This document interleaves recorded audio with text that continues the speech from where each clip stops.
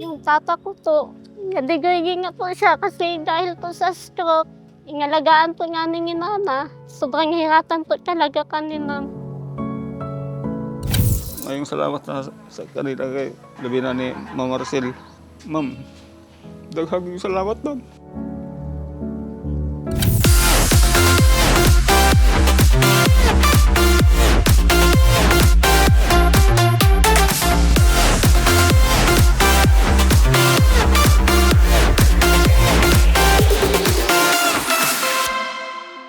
So pumunta din po ang aming team sa Zamboanga, Sibugay para po maghandog ng Hako Challenge Sari-Sari Store kay Madam Emelu. So tignan po natin ang kanyang kwento.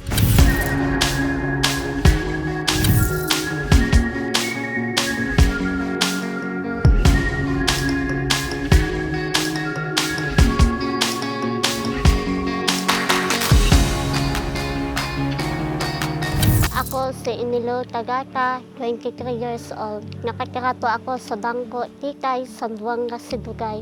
Yung trabaho po ng asawa ko po, isang kargador lang po ng talay. Minsan po wala pa pong trabaho kasi sa isang lang po ang ani ng talay. Wala din po akong trabaho, nakikira lang po ako sa bahay ng nananganin. Kamusta naman po ang buhay?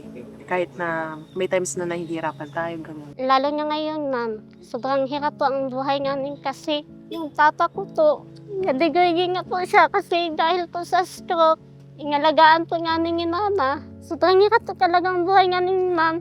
Minsan ma'am, yung gamot po ni tata, minsan wala din po kaming pera pang biling ang gamot. Minsan umuutang po kami ng pera sa kapitbahay namin para po madili po yung gamot ni tata. Minsan po yung asawa ko po, nagkatrabaho para po may pangdagdag po sa pangbili po ng gamot ni tata. Hirap po talaga ang buhay nga ni ma'am. Kasi yung okay pa po yung tata nga ning, siya po yung nagtatrabaho sa bukid para po makakain po kami. Ngayon ganyan po si tata. Sobrang hiratan po talaga kami, ma'am.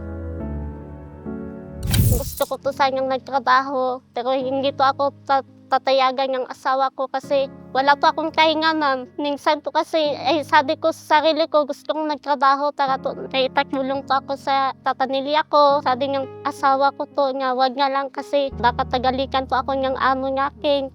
Baka kasi minsan na hindi po ako nakarinig ng maayos kasi wala po akong kahinga. Minsan nga, pag pumunta po ako sa Tikay, may nakakita sa akin, laging tumitingin sa akin. Minsan nga, umiiyak po ako kasi baka nila ako nga walang tainga, gano'n. May kapansanan ako. Para po sa akin, ang God na po bahala sa akin. Kung ano po ang plano niya para sa akin, ganyan po. Tanggap ko naman yung sarili ko kung ano nga talaga ako. May mga times din, ma'am, na parang nahihirapan kayo or walang-wala talaga kayo. Pag walang trabaho to yung asawa ko, walang pera. Minsan, yung anak ko humihingi ng pagkain, wala akong naibibigay kasi wala pong trabaho. Yung asawa ko, wala din po akong trabaho. Minsan po, yung ate ko to nagbigay sa akin. Ano naman po yung message mo po sa mga kapatid mo? Para po sa akin, ate, salamat po kasi kahit may asawa nga po ako, anak, tinutulungan niyo din po ako kahit may pamilya nga po kayo, hindi niyo po ako tinatadayaan. Ano naman po ang message nyo para sa asawa nyo na kumakayod para lang makapagpapagay? Nagpapasalamat po ako sa asawa ko kahit minsan yung ugali ko hindi naintindihan. Nagpapasalamat po ako sa kanya kahit umaga nga siya umuwi kasi nagtatrabaho doon sa Tikay. Message nyo naman po para sa mga parents nyo. Nagpapasalamat po ako sa aking mama at papa dahil tinatira po nila ako dito sa kanilang bahay kasi wala po kaming bahay. Tanggap rin nila ako. Ako po si Luis Nitoda. Natawag ko sa Tanod and the Ball. Trabaho nyo po dati, sir? Tanom ng palay po. Kung mahirap talaga pero wala ka namang magawa kay mahirap ka naman. Tiis na lang. Aside sa nagpapalay, ano pa po yung work nyo po dati? Tanom ng mais. Kahit ano, basta makain lang. Sir, ano po yung pinaka mahirap or hindi nyo makalimutang nangyari?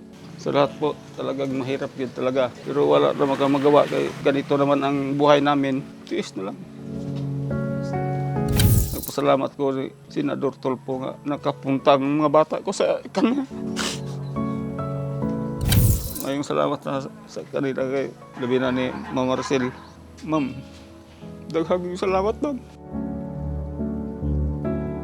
Ano naman po ang nafe-feel nyo ngayong isa kayo sa maswerte pong nabigyan ng sari-sari store? Nagpapasalamat po ako kay Nana Rizel. Nana Rizel, maraming salamat po. Dahil isa po ako sa napiling inyo yung nabigyan ng sari-sari store. Hindi ko to in-expect nga sobrang malaking tulong na to ito para sa akin. Lalo na wala to akong trabaho. Sana marami pa kayong natulungan na kagaya ko. God bless po.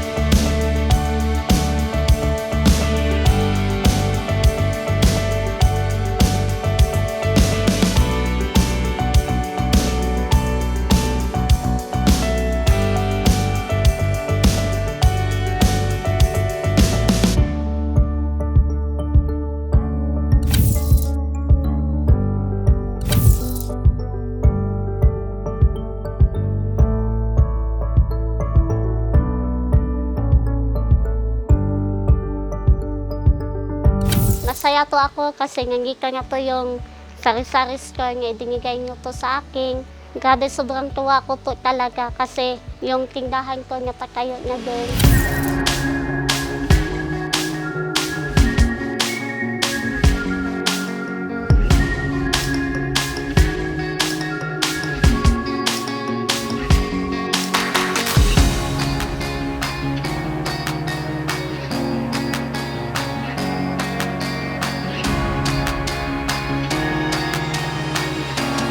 Nagpapasalamat po ako kay Nana Rizel Tolto. Maraming salamat po. Dahil isa po ako sa napiling ninyo nga nabigyan ng sari-sari store na malaking tulong na po ito para sa akin. Lalo na po wala po akong trabaho. Huwag po kayo mag-alala ng tatalaguin ko to itong sari-sari store nga ibinigay nyo to sa akin. Maraming salamat po talaga, God bless po.